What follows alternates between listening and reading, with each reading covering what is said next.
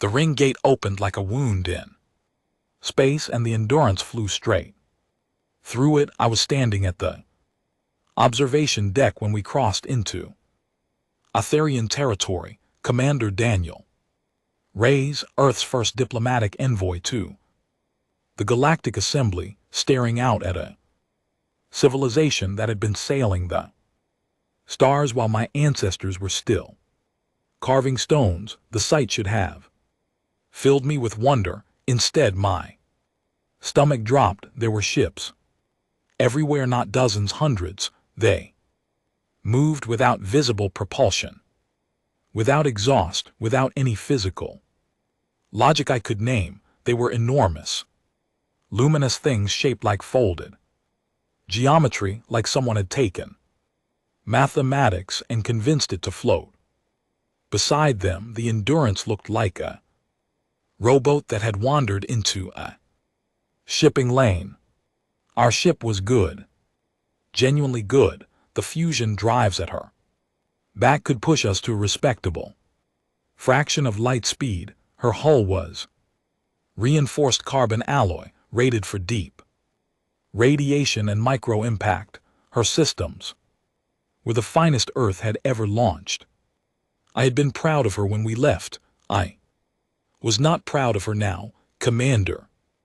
The voice came from beside me. Dr. Laura Finch, our chief engineer, stepped up to the glass. She was a small woman with clever eyes and grease perpetually under her fingernails. Even after 3 weeks in deep space, she looked out at the alien fleet with the same expression she wore when she was studying a broken component. Calm, focused, already working. Tell me you're not worried, I said. I'm never worried, she said. I'm either solving a problem or I'm waiting to solve a problem. She pulled a small notebook from her coat pocket, the paper kind, and began to write something. Right now I'm waiting. Our communications officer, a young man named Owen Clark, leaned over his console and announced that the Assembly's welcome delegation was hailing us. I told him to open the channel. The being that appeared on screen was Velseth, High Curator of the Aetherian Grand Assembly. He was tall, with a layered exoskeleton the color of polished stone and 4 eyes arranged a horizontal line across a face that held absolutely no expression I could read. His translator earpiece glowed faint blue. Earth vessel, he said, and his voice carried the particular flatness of someone who had delivered this speech many times and considered it a formality. You are welcome to the Grand Assembly as a candidate species. Your technology and capabilities will be evaluated during the exhibition of advancement. You will be assigned a rank in the galactic hierarchy based on your performance. Do you understand the terms? We understand, I said. Good. Pause. We have reviewed the preliminary technical data you transmitted ahead of your arrival. Your propulsion systems are fusion-based. It was not a question. They are, I said. Another pause. Longer. This time we see something moved across his face, a faint compression around the lower jaw that his species apparently used instead of a smile. We will transmit docking coordinates. Please follow the guide beacon at reduced speed. Your drive emissions may disturb the younger vessels in the outer bay. The channel closed. Owen turned around in his chair. He was 26, enthusiastic, and at this moment visibly deflated. Did he just tell us to slow down so we don't upset their children? He did, I said. Are we being mocked? We are, I said. Try not to let it show. I looked at Laura. She was still writing in her notebook, unbothered, her pen moving steadily across the page. We docked without incident. The bay assigned to us was functional but bare. tucked into a secondary port near what our cultural briefings described as the Assembly's administrative wing. It was clean, well-lit, and entirely separate from the main docking gallery where the larger, more impressive vessels floated. In open display, we had been placed politely out of sight. A welcome reception was held 3 hours after our arrival. It took place in a vast hall, with walls that shifted color slowly, cycling through deep blues and greens. Like a living thing breathing, there were representatives from 47 species present. I knew this from our briefing files. Standing in that room, I felt every single one of those 47 civilizations looking at us the way a library might look at a child who had wandered in holding a crayon.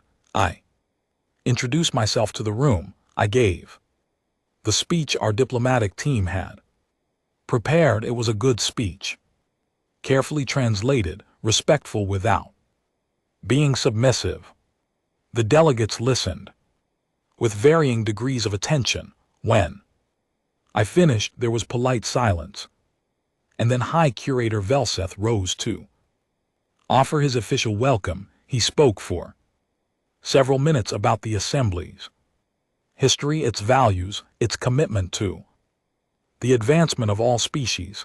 Then, near the end, he turned his 4 eyes toward our delegation and said, in the mild, entirely casual tone of someone stating an obvious fact, Earth's contributions to the gathering will be welcomed with appropriate patience. It is not uncommon for emerging species to find the exhibition of advancement challenging. We encourage your delegation to participate fully and without embarrassment, regardless of outcome. Growth begins with honest evaluation.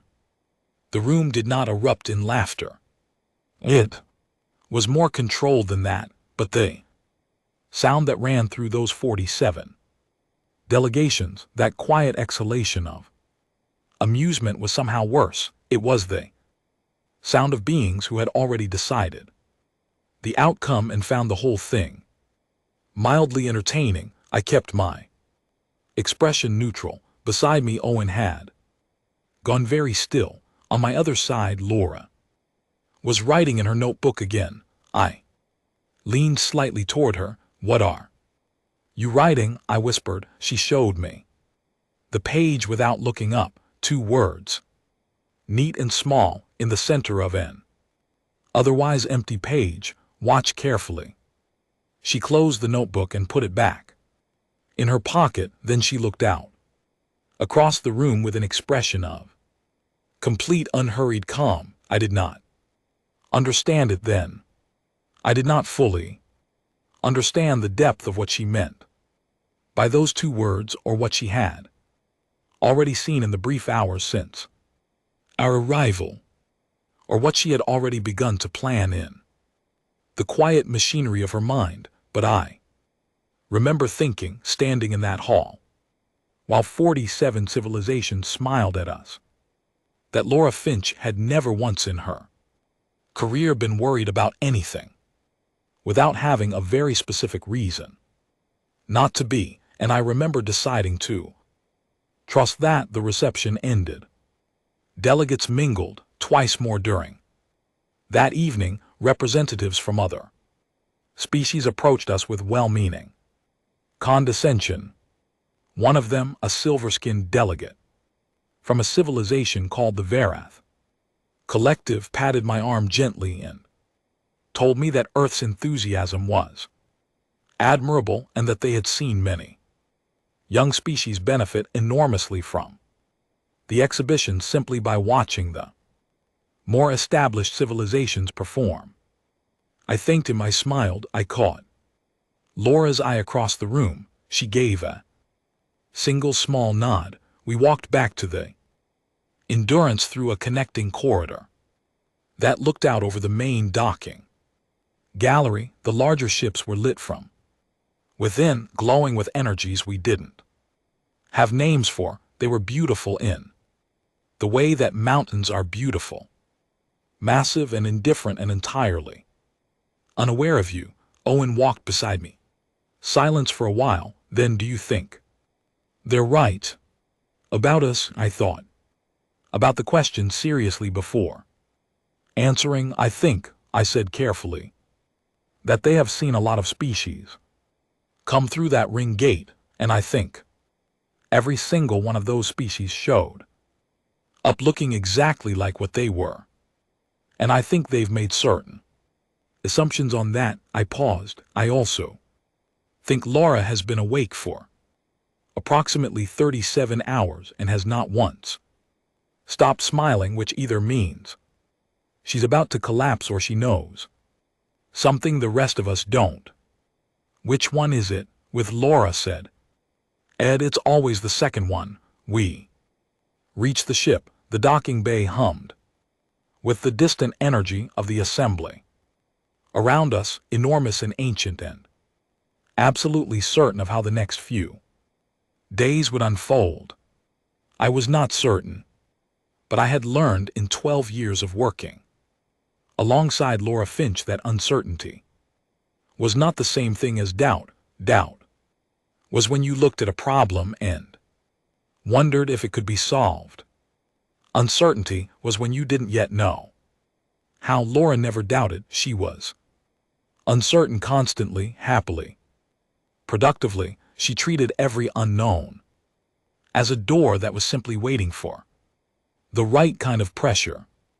I went to my quarters. I lay down in the dark through the small porthole above my bunk. I could see the edge of an Etherian vessel, vast and luminous, impossibly advanced, drifting with the quiet confidence of something that had never needed to worry. I thought about that confidence. I thought about what it would look like in 2 days at the exhibition.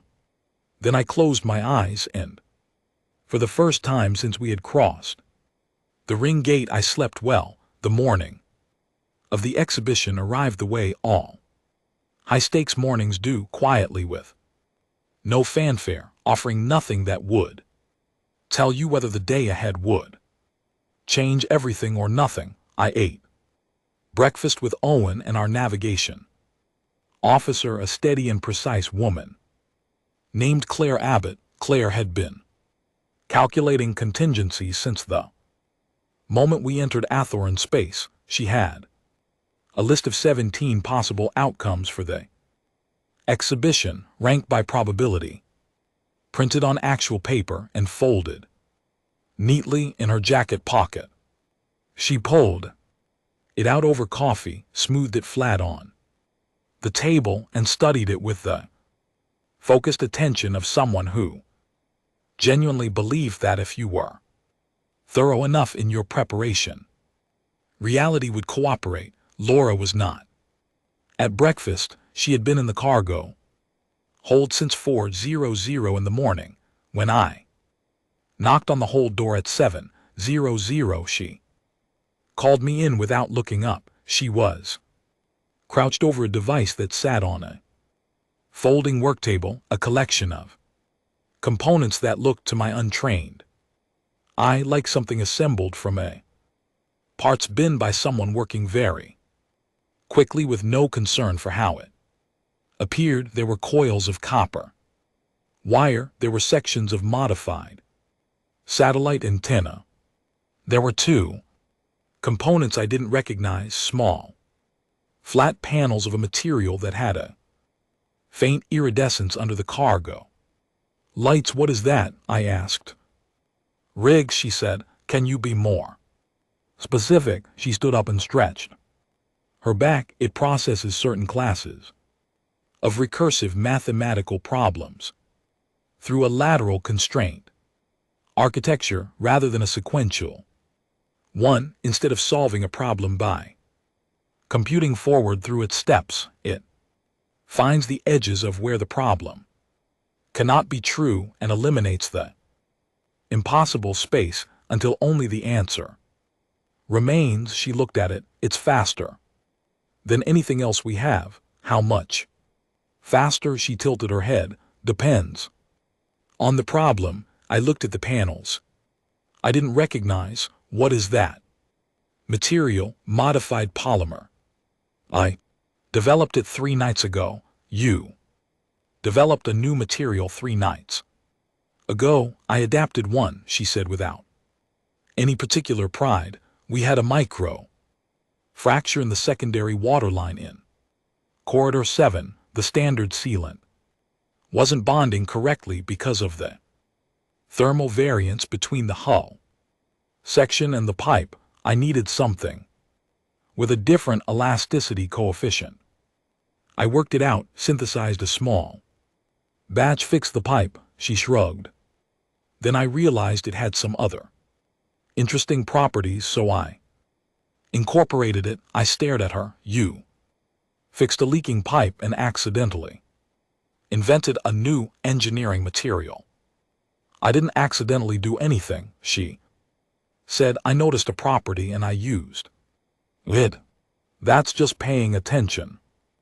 We left for the exhibition hall an hour later. The hall was enormous, a circular space with tiered observation galleries rising to the ceiling, already filled with delegates and representatives and what appeared to be a press apparatus of some kind. Dozens of alien recording devices mounted on arms and drones and fixed positions throughout the room. The floor was clear at the center, and a sequence of demonstration areas had been marked out for each participating species. 3 species would demonstrate. Before us, we watched from our assigned section of the gallery. The first was the Thorani concordants. They were thin, crystalline beings who communicated primarily through structured light pulses, and their technology demonstration was breathtaking. They produced a computational system the size of a briefcase that interfaced directly with the hall's environmental controls, and within 90 seconds had mapped the precise atomic structure of every material in the room and displayed it as a 3-dimensional model that rotated slowly in the air above the demonstration floor. The gallery responded with a deep resonant sound that I understood was their version of applause. The second was the mesh collective, a species that existed partially as biological individuals and partially as a shared neural network. Their demonstration involved what the simultaneous translator described as a distribute consciousness interfacing, which appeared to mean that 7 of their members stood in a circle, connected nothing physically, and then proceeded to perform what was clearly a complex multivariable engineering calculation as a single mind. The answer appeared simultaneously in the air above each of them, identical, instantaneous, more resonant sound from the gallery. The third species was the Aten sovereignty. They were ancient, slow-moving beings who said very little and radiated the particular calm of civilization that have long since stopped needing to prove themselves. Their demonstration was simple. 1. Aten walked to the center of the floor, placed a small sphere on a stand, and activated it. The sphere produced a contained stellar reaction, a miniature star burning at temperature inside a space approximately the size of a human fist, and then when the Aten touched a small control, it extinguished cleanly and restarted, on and off, a star on and off like a light switch. The gallery's response was different this time, not just appreciative sound, something like reverence, and then it was our turn. I felt the collective attention of the hall shift toward the human delegation, with an interest that was mostly polite and at least partially amused. We were the 4th species. We were the newest. We were the ones with the fusion drives and the carbon alloy hull. Our delegation walked to the demonstration. Floor, 4 of us. Myself, Laura, Owen, and a materials specialist named Paul Garrett, who had helped Laura with the rig overnight and currently looked like he was running on determination and very little else. We set down a single crate. That was it, one crate about the size of a large suitcase, plain gray with a standard manual latch. The gallery went quiet in a way that was distinctly different from reverence. It was the quiet of a crowd that is trying to determine whether what they are seeing is a mistake. High Curator Velseth, seated in the presiding position at the head of the gallery, looked at the crate with an expression I was now learning to read. He was trying very deliberately to be kind about his skepticism. He was not succeeding. Laura opened the crate. She lifted out the rig, set it on the folding stand Paul had assembled, and connected 3 cable leads with practiced efficiency. The whole setup took 4 minutes. It looked from any significant distance like someone had dragged their workshop repair table into the most advanced room in the galaxy. One of the translator feeds near our section picked up a murmur from a nearby delegate, rendered into English by our earpieces as, "Is that copper wire?" It was copper wire. Laura powered the rig on. There was no dramatic sound, no light show. A small readout screen on the front flickered to life, green characters on black. She then did something I had not expected. She turned to the presiding section and addressed Velseth directly. "High Curator," she said, "I would like to propose a demonstration format with your permission. Rather than showing you what our technology can do in isolation, I'd like to offer it a problem your civilization has not yet solved, if you have one." The hall was very still. Velseth looked at her for a long moment. "You are confident," he said. "I'm prepared." Laura said. There was no arrogance in it. She said it the way you would state that the sky was a certain color. Velseth reached into the console beside him and retrieved a data card, which he passed to one of the assembly's technical staff, who carried it down to the floor. He spoke as it was transferred. The Vithara conjecture, a mathematical framework describing the boundary conditions of recursive spatial compression. The Atheran Academy of Sciences has worked on this problem for 412 years. It is widely considered one of the most elegant unsolved problems in known mathematics. The data card reached Laura. She looked at it. She looked at the screen. She inserted the card into the rig's data reader. 11 seconds. The readout filled with characters scrolling rapidly and then stopped. A completed proof, rendered in the mathematical notation the assembly used, displayed on a screen the size of a paperback book, powered by copper wire in a polymer developed to fix a leaking pipe. I watched the technical staff member read what was on the screen. I watched her read it again. I watched her turn and say something to a colleague. I watched the colleague lean forward, read it, and become very still.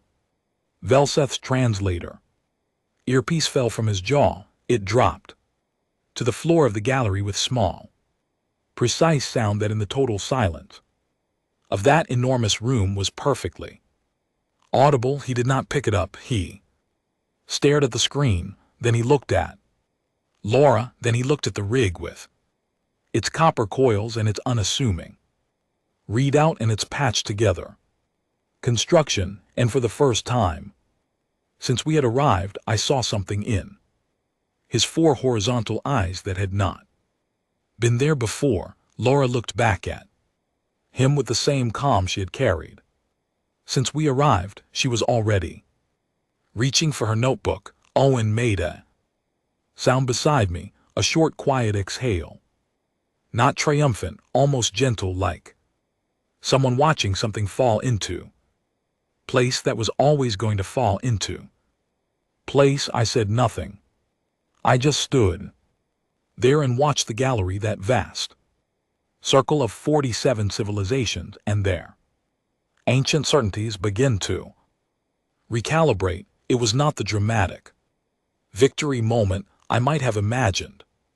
Before we left Earth, there was no roar of approval. There was no moment of sudden celebration. What happened was quieter than that and far more significant. What happened was that the room full of beings who had already decided what we were began for the first time to wonder if they had been wrong. And in the particular silence that followed, I thought about a leaking pipe in corridor 7 and a woman who fixed it at 2:00 in the morning, because that was simply what you did when something was broken, and who found something new in the process because she was paying attention. And I thought that this right here, this moment of a galaxy reconsidering its assumptions, might be the most human thing I had ever witnessed. Laura wrote something in her notebook. I did not ask her what it was. Somehow I already knew she was writing. What came next, I have to tell you what happened in that room when the gallery went quiet, because the word quiet does not quite describe it correctly. It was not the quiet of an audience waiting for the next act. It was not the polite silence that follows an unexpected result. What I heard in that hall after the technical staff confirmed the proof on Laura's readout screen was the silence of several hundred beings simultaneously reassessing something they had believed without question for their entire lives. I know what it sounds like now. I didn't know it then. I was still watching Velseth, who had not moved from his position at the head of the gallery and was staring at our demonstration floor with an expression I could not read. Laura packed the rig back into its crate with methodical care. Paul helped her with the cable leads. Owen stood at my shoulder, not saying anything, being very still in the thoughtful way he sometimes was when something had shifted and he was busy understanding what the shift meant. 40 minutes after our demonstration ended, while the reception hall was restructuring for the evening address, member of the Assembly's administrative staff approached our section and informed me that the Science Directorate had requested a closed meeting with Earth's technical delegation tomorrow morning. Attendance was described as strongly encouraged. I thanked her. When she left, Owen turned to me and asked what a closed meeting with the Science Directorate was. I think I said it means they want to know how we did it. He thought about that. Is that good? It means they're taking us seriously, I said, which is better than what we had this morning. Laura heard none of this exchange. She was already 3 steps ahead of us, walking back toward the endurance, notebook in hand. The meeting the following morning was held in a room deep in the Assembly's administrative core, accessible only through a series of sealed transit corridors that our guides navigated with the automatic ease of people who had walked them 1,000 times. The room itself was circular, with a low ceiling and walls that displayed real-time data feeds in languages I could not read, a quiet, surrounding hum of information that never stopped. I was there, Paul was there, but the meeting was for Laura. There were 12 beings seated at the table. When we entered, 12 of the most respected scientific minds in the galactic hierarchy, representing 9 civilizations. I recognized none of them, but I felt the weight of what they represented in the quality of their attention as we sat down. They were not curious in the way a crowd is curious. They were curious in the precise, focused, slightly dangerous way of minds that have spent their lives taking things apart to see what is inside. The lead figure was a Theran named Sarath, who held the title of Arch-Surveyor in the Directorate. She was older than Velseth, if age translated the way I thought it did, and her exoskeleton had a depth of color that suggested long years. She folded her upper limbs on the table and looked at Laura with a directness that was almost confrontational. "Dr. Finch," she said. How Laura looked at her steadily. "Could you be more specific?" A sound ran around the table, not quite amusement. "Something more careful than that. Your device," Sarath said. "It solved the Vithara conjecture in 11 seconds. Our most advanced computational systems have processed variants of that problem for over 4 centuries without resolution. Your device is constructed from materials and components we have evaluated as entry-level engineering. Please explain the gap." Laura set her notebook on the table. She did not open it, she just placed it there, and then she looked at the 12 scientists watching her and she said, "The problem with how you've been approaching the Vithara conjecture is that you've been treating it as a problem to be computed. We treated it as a space to be navigated." Sarath waited. "Your methods are extraordinary," Laura continued. "I'm not being dismissive.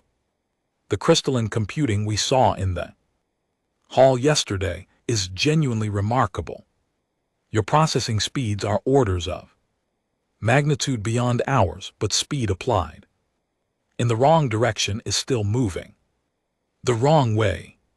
She pulled the notebook toward her and opened it. "The Vithara conjecture describes boundary conditions. It is a problem about where things cannot exist.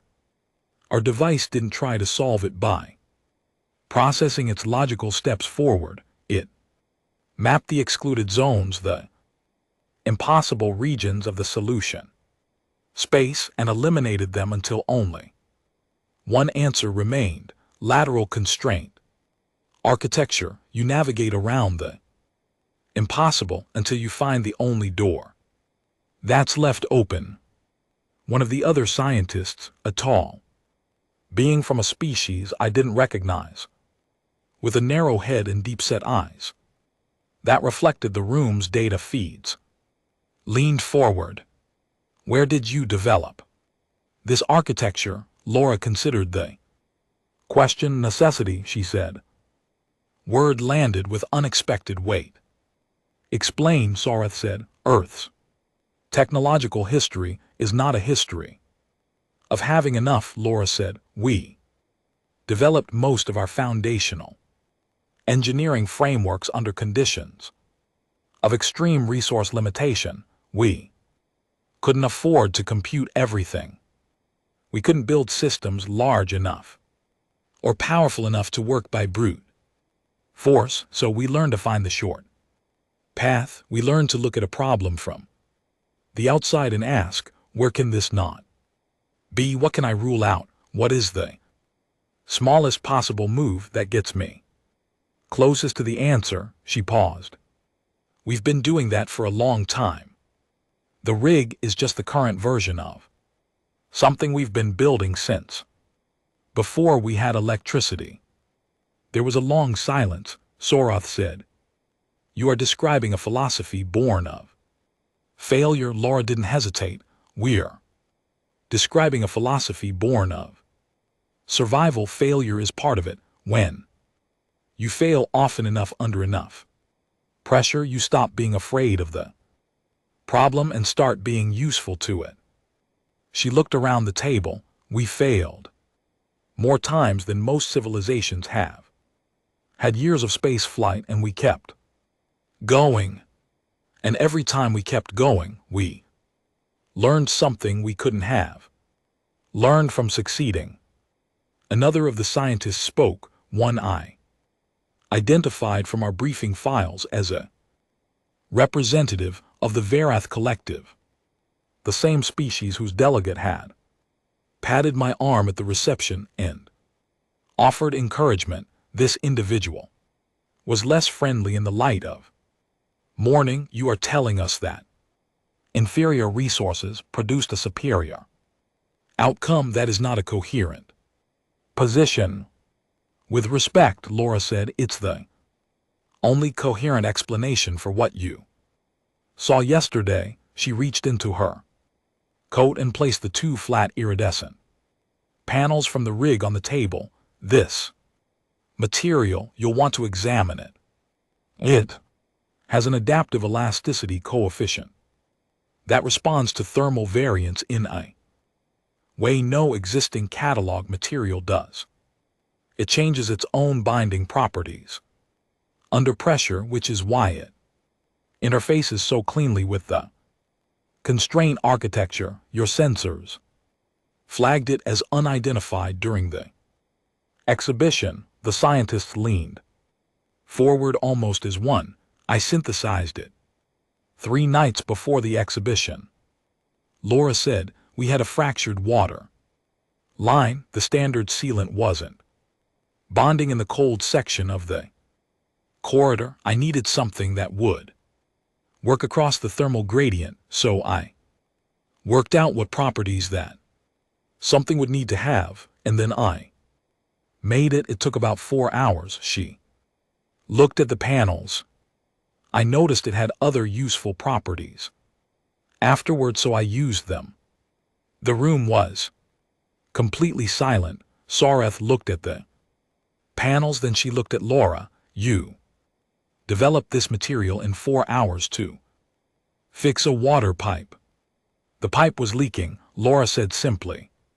Something needed to be done, and then you incorporated it into a device that solved a 400-year mathematical problem. The properties fit the application. Laura said, it seemed wasteful not to. One of the scientists made a sound that our translator rendered as an involuntary expression of disbelief.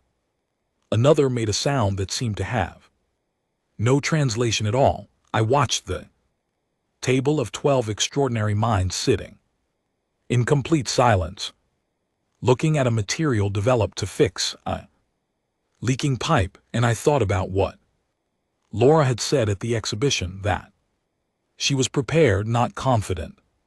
And I understood the distinction for the first time. Confidence was a feeling. Preparation was the actual work. Laura was never feeling anything about her abilities. She was just doing the actual work, always and continuously, and the results were what they were. Sareth spoke again, and her voice had changed. The confrontational edge was gone. Something had replaced it that I had not heard from any Etherean since our arrival, something careful and genuine. Dr. Finch, I want to ask you something directly. Laura nodded. Do you understand what your civilization is? Laura tilted her head slightly, considering the question as a serious one. We understand what we've been, she said. We're still working out what we are. Sareth was quiet for a moment. Then she said, we have evaluated 411 species. Through this assembly since its founding, we have assigned every one of them a place in the hierarchy based on the advancement of their technology. We have never, in 411 evaluations, seen anything like what you brought into this hall yesterday. We've been at this a while, Laura said. You have been spacefaring for 300 years, or we've been solving impossible problems for considerably longer than That, Laura said, spaceflight was just the most recent one, after the meeting ended in the corridor outside. Paul let out a very long, very slow breath. He had not spoken once during the entire session. I need to sit down, he said. There's a bench around the corner, I told him. We sat. The corridor hummed with the distant life of the assembly. Somewhere far above us, Velseth was probably reading a full report of everything Laura had said. Somewhere in the room we had just left, 12 of the galaxy's greatest scientific minds were staring at two iridescent panels and rethinking things. Laura sat beside Paul on the bench and opened her notebook to a new page. I watched her begin to write, and for the first time since we had passed through the ring gate, I felt something I hadn't expected to feel in ether and space. I felt proud, not the anxious, determined kind of pride I had carried here, the kind that is really just a refusal to be embarrassed, the real kind, the kind that comes when you watch someone who has worked their entire life quietly and without need for recognition sit down in the most important room in the galaxy and tell the truth about who we are, the kind that comes from realizing that the truth in this case was more than enough. I sat on that bench and said nothing. Laura wrote her notes. Paul stared at the ceiling, and outside the assembly of 47 civilizations continued its ancient operations, ancient and confident and absolutely certain about the order of things. For now there is a particular quality to the moment before something breaks. If you have worked with engineering long enough, you learn to feel it, a pressure that doesn't belong, a sound that is slightly off frequency, a stillness in a system that should be active. I have been in enough emergency situations to know that feeling, and when I felt it on the third day in Atheron space, I was already moving before I understood why. It was late in the afternoon. The assembly's second formal session of our visit was underway in the main hall, a procedural meeting about candidate species evaluations, which meant a great deal of speaking in formal registers and very little of practical consequence. Our delegation was present as a courtesy. I was seated in the observer gallery, not quite paying attention, thinking about the directorate meeting and about Laura's notes and about the small shift in atmosphere I had been noticing since the exhibition. The shift was real and measurable. The way delegates looked at us had changed, not warmly, not yet, but differently, with less easy certainty.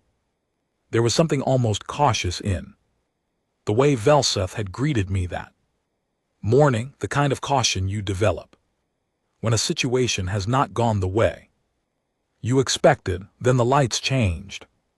It was subtle at first, a flicker in the data feed walls, a half-second fluctuation in the hall's environmental hum that resolved and then came back stronger. I straightened in my seat. Owen, sitting beside me, said quietly, "That wasn't scheduled." The fluctuation came again. This time it didn't resolve.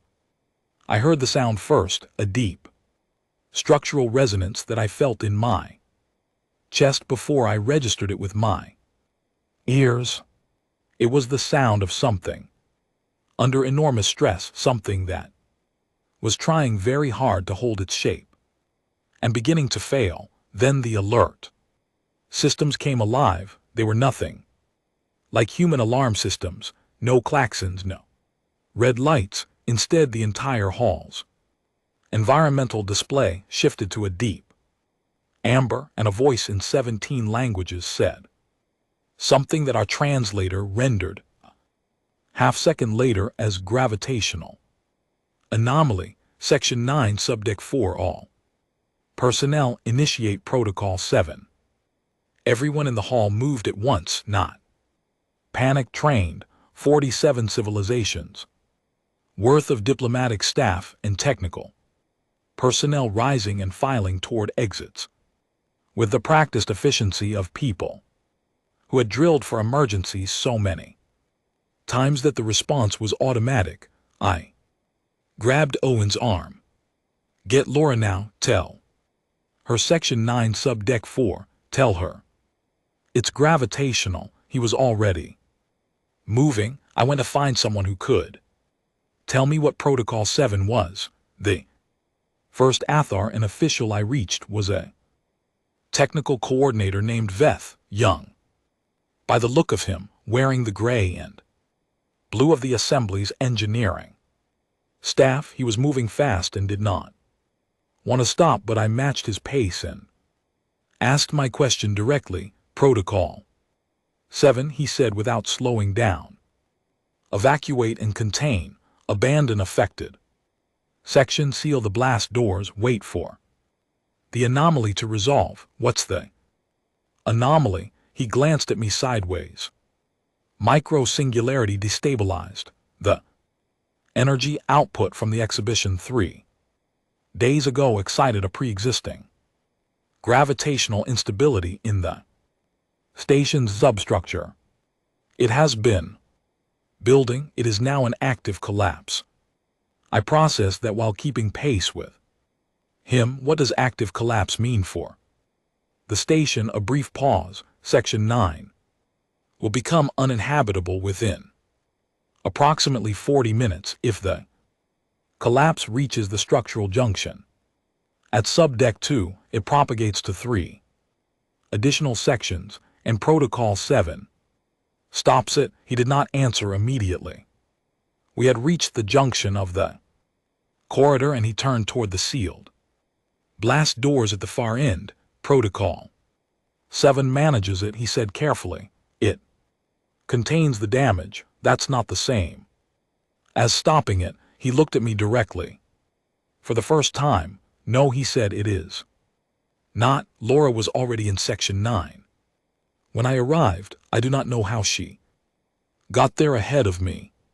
She had come from the other side of the station after Owen reached her, which should have taken longer, but she was there, standing with Paul at the entrance to Subdeck 4, reading data from a portable scanner she had brought from the Endurance. Her face had the expression it always had when she was working, open, focused, processing rapidly. You shouldn't be here, Veth said when he saw us. Show me the singularity, Laura said without looking up from the scanner. This area is under evacuation protocol. You need to. I understand, Laura said, still reading the scanner. How much time do we have before the collapse reaches the structural junction at Subdeck 2? Veth stopped. He looked at her. How do you know about the junction? I've been reading the station structural schematic since we arrived, Laura said. I read everything available. How much time? Pause. 31 minutes, possibly less. Then I need to see it now, Laura said. I do not know exactly what Veth saw in her face at that moment. Whatever it was, he turned and led us through the blast door access point. The subdeck was still occupied by the Etherin engineering response team. They were positioned around the perimeter of the affected zone, working at consoles, running their protocols with precision and speed. They were very good at what they were doing. I watched them for several minutes and understood with a cold clarity what I had already begun to suspect from Veth's careful choice of words. They were managing the situation. They were doing exactly what they were designed to do. They were performing their protocols flawlessly, and the singularity was still collapsing because their protocols were built for a different kind of problem. Controllable kind. A problem with known parameters and known solutions the micro-singularity didn't know about.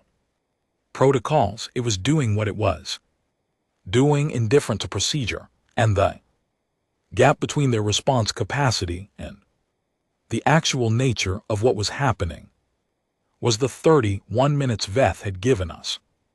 Laura scanned, she walked the perimeter. She asked Veth 3 questions about the station's drive structure, the location of the primary energy relays, and the resonance frequency of the communications array in Section 7. He answered all 3, looking increasingly uncertain about why he was answering. Then Laura turned around and looked at Paul and Owen and me and said, 4 words, I have something, listen. What she had was this: the Endurance's fusion drive, configured in reverse flux orientation, could generate a gravitational counterpulse, not powerful enough on its own but paired with 3 of our cargo containers, repositioned as ballast anchors at specific structural points in subdeck. 4, the combined effect would create a brief window of gravitation. Equilibrium not permanent, 40 seconds, maybe 50, 40 seconds during which the singularity would not collapse further.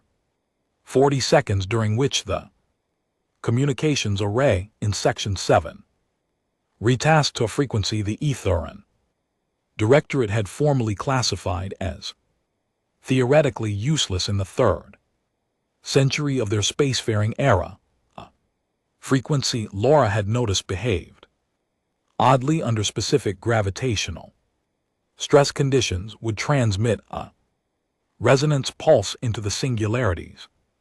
Collapse boundary, what does the resonance pulse do? I asked. It inverts the boundary pressure, Laura said, instead of the singularity pulling inward, the pulse gives the boundary something to push against for a moment. If the geometry holds, it forces the collapse to stabilize. If the geometry holds, I said. Yes, what if it doesn't? She looked at me with perfect honesty. Then we've lost 40 seconds, and nothing is worse than it already is. Owen said, the frequency you mentioned, the one they classified as useless, how do you know it behaves differently under gravitational stress? I noticed it in the scanner data from the exhibition demonstration, Laura said. When the Ethereum singularity sphere was active, there was an anomalous reading in that frequency band. It was faint, but I noticed it. Of course she had noticed it. Owen, Paul, and I moved in the next 4 minutes with the particular focused speed that comes when there is no time to think about anything other than the next physical task. Paul ran to the Endurance. Owen coordinated with Claire Abbott on the ship's drive reconfiguration. I worked with Veth to get access to the Section 7 communications array, which required a 3-step authorization that Veth pushed through while talking very fast to someone on a higher administrative level. The Ethereum engineering team watched us. Their lead coordinator, a senior figure named Drath, said nothing for the first 2 minutes of our activity. Then he came to stand beside me. What are you doing? He asked. I told him. He was quiet for a moment. Then he said, that frequency has been classified as non-functional for 300 years. We think the classification might be worth revisiting. I said, you think? He said, we're fairly certain, I said, which was not entirely accurate, but Drath was looking at a clock, and I needed him to let us use the array. He let us use the array. Laura was at the center of the subdeck now, making adjustments by hand to the placement of the first cargo container as Paul guided it in through the maintenance access. She had a piece of chalk, of all things, making small marks on the floor at precisely measured intervals. The marks would tell Paul and Owen exactly where to anchor the ballast points. 16 minutes remaining. She worked without rushing, which was not the same as working slowly. She worked at the exact speed the task required, no faster, no slower, with no wasted motion and no second guessing. I have watched Laura Finch work in many emergency situations over the years, and the thing that still strikes me about the way she functions under pressure is how quiet it is. No drama, no performance, just the problem and the work and the steady movement from one necessary step to the next. The 3 containers were in position with 9 minutes to spare. The drive reconfiguration was confirmed by Claire. With 6 minutes remaining, Laura stood at the communications array console with 4 minutes left and began the sequence. At 2 minutes she stopped. She was looking at the data on the screen with an expression I recognized, the focused stillness that means something has registered and is being processed. What? I said. The collapse boundary. She said it's asymmetric. The standard resonance pulse won't reach the far edge. She was quiet for 3 seconds. I need to adjust the transmission phase by 11 degrees and add a secondary reflection off. The station's outer hull played at 0.47. Can you do that? I'm doing it, she said. I had no idea if what she was doing had any mathematical foundation. She told me later that it mostly did, that the reflection geometry was sound, but that the specific phase adjustment was something she calculated partly through inference and partly through a process she described as knowing what the numbers wanted to do before they did it.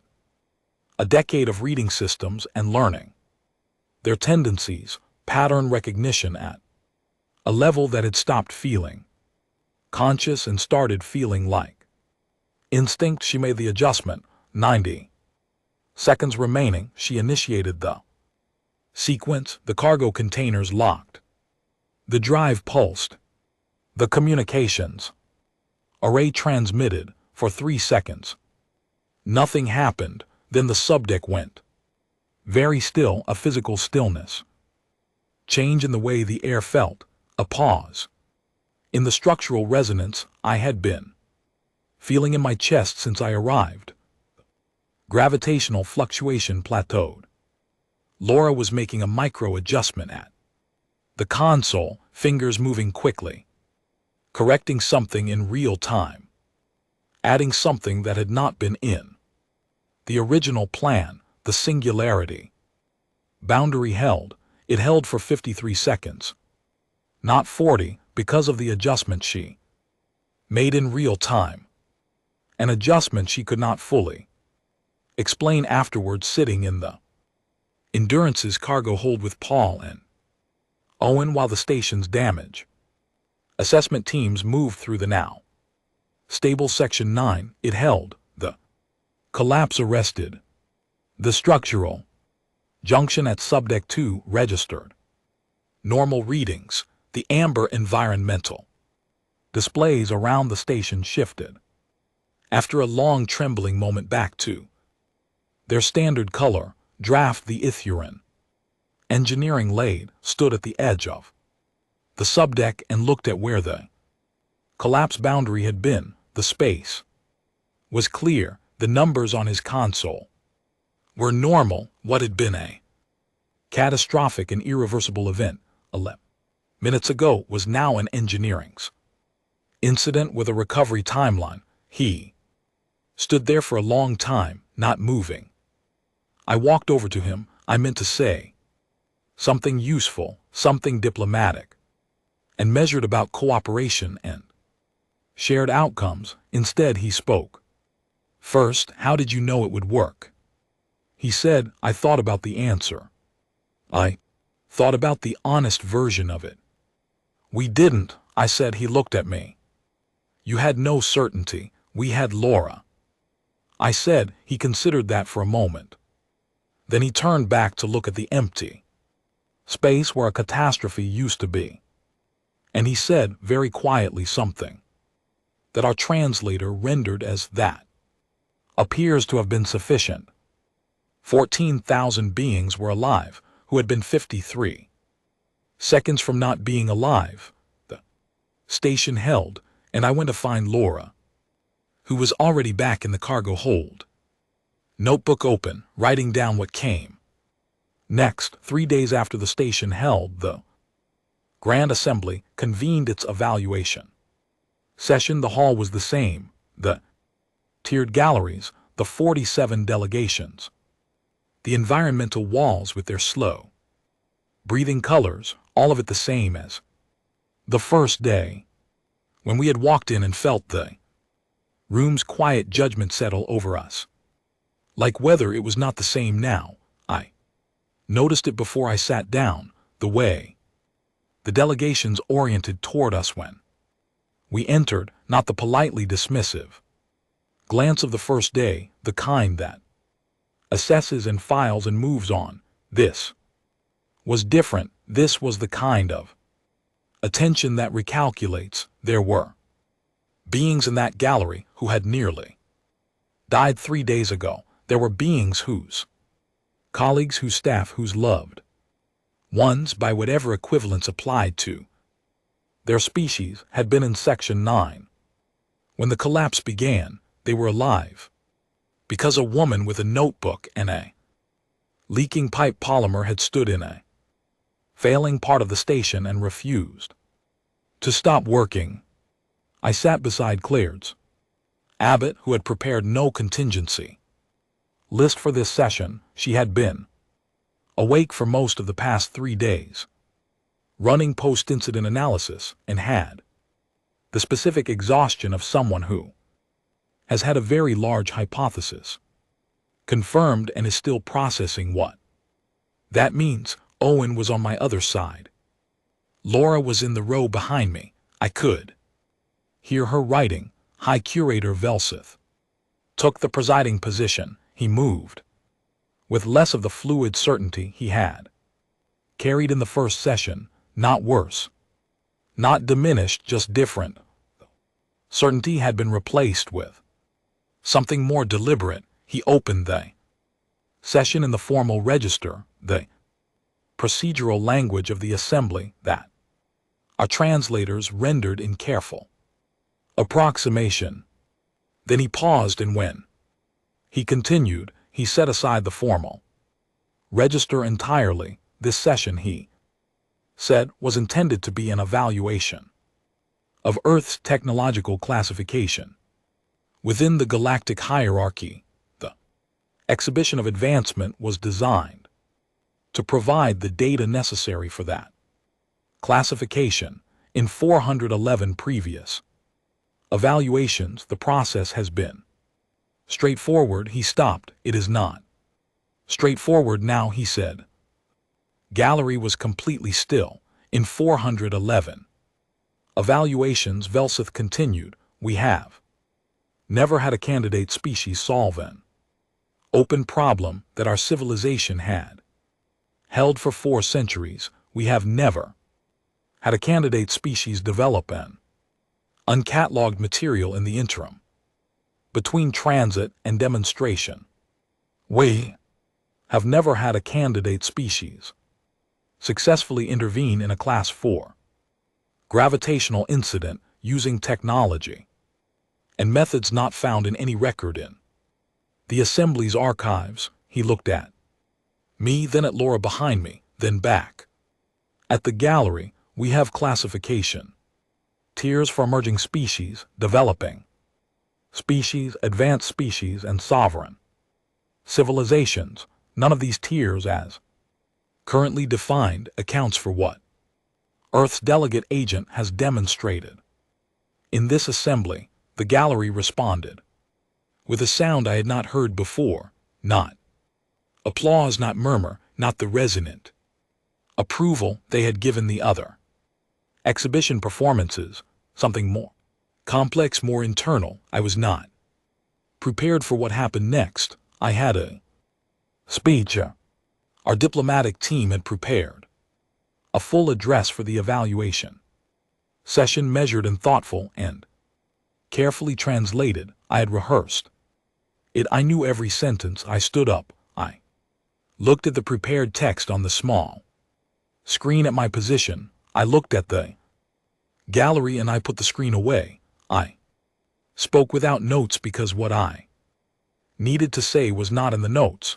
I told them about Earth, not the version from the diplomatic briefing file, the clean summary of achievements and milestones, the real version. I told them about the extinction level events my species had survived, the ice ages, the impact winters, the pandemics, the conflicts that should have ended us a dozen times and didn't. I told them about the quality that had carried us through each of those things, not strength, not superior technology, not resources, the quality of not accepting a final answer when the situation still had room for one more attempt. I told them that every piece of technology Earth had ever built was built under pressure, that our engineering philosophy was not born from abundance or from certainty. It was born from the specific and recurring experience of having less than we needed and still being required to solve the problem in front of us, because the alternative was not surviving to think about it later. I told them that Laura Finch had developed a new material to fix a leaking pipe, because a leaking pipe was a problem, and problems required solutions, and that she had then used that material to contribute to solving a 400-year mathematical conjecture and subsequently to stabilize a collapsing singularity, not because she is exceptional by Earth standards, though she is, but because that is what Earth builds: people who see problems and work on them, people who fail and keep working, people who are uncertain and keep working anyway. I told them that when Drath had asked me how we knew our intervention would work, and I had said we didn't, I was not being modest. I was being accurate. We had done it anyway, because the alternative was 14,000 people not being alive, and that was not an acceptable outcome. In our entire history is a sequence of moments where we refuse to accept the unacceptable outcome. I told them that our technology looks primitive because it was built by a species that has been solving the impossible for far longer than it has been in space, and the tools show their age and their origins, and the age and the origins are the reason the tools work the way they do. I stopped. The gallery was quiet. Velseth stood. He spoke formally in the procedural language of the assembly, but the words were not procedural. He said that the assembly moved to formally withdraw the candidate species designation applied to Earth at the commencement of this session. He said the assembly further moved to create a new classification tier, the specific terms of which would be formalized in committee over the following months, for civilizations that demonstrated a problem-solving philosophy not previously cataloged in assembly records. He looked at me. You will be consulted in the drafting of that classification, he said. I nodded. He sat down. The gallery responded with that complex sound again. The one I was beginning to understand was not approval or disapproval, but something more like adjustment, the sound of many minds updating their understanding of something they had thought was settled. Claire put her contingency list on the seat between us. It was still folded in Her pocket, she had not needed it.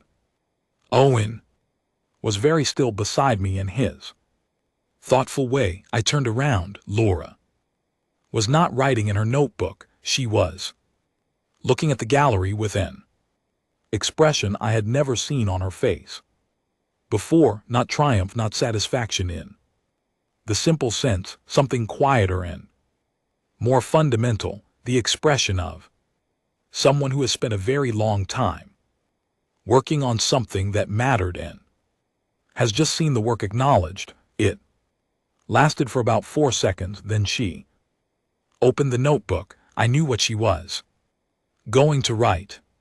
I had known since the corridor outside directorate meeting, since the bench where Paul had needed to sit down, since the observation deck when we first arrived, and she had looked out at the Unthinkable fleet and started writing while everyone else was still processing the scale of what they were seeing. I leaned back. What are you working on? I asked. She looked up at me. Her eyes were clear and focused, and already somewhere ahead of where we were during the Singularity event.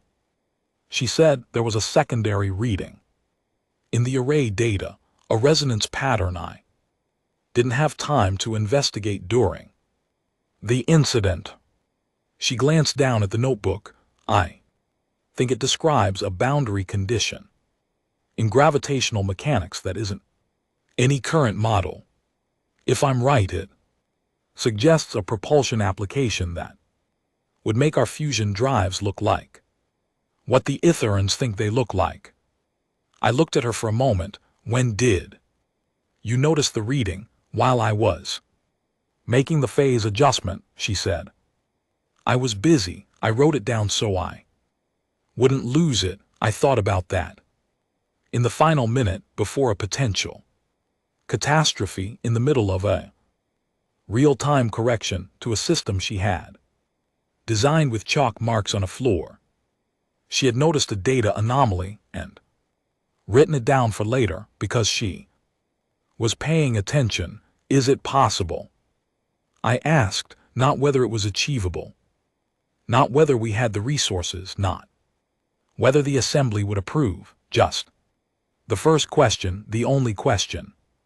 Laura looked at me with the absolute, uncomplicated certainty of someone who has never asked whether a problem is solvable, only how. I'll know in a few weeks, she said, outside the hall, through the corridors and the transit tubes and the vast docking bay where our ship still sat in its quiet secondary port. The Itharian fleet moved in its ancient, luminous patterns, beautiful and enormous and impossibly advanced, still unaware of how much it had just been changed. I sat back in my seat. Gallery murmured around us. The assembly's ancient machinery continued its work, adjusting now, recalibrating, drafting new language for a category it had never needed before. Laura wrote. I watched the data feeds on the walls shift through their languages, all of civilization's worth of information and history and certainty, all of it still running, still processing, still sure of the order of things. And I thought about a planet 400 light-years behind us where people had been fixing impossible problems with insufficient tools since before they had a word for impossible. And the thought was not small, and it was not humble, and it was not the version of us we had walked into this hall with 3 days ago. They had called us primitive. It was not wrong. It was just incomplete. Primitive from a species that had never stopped.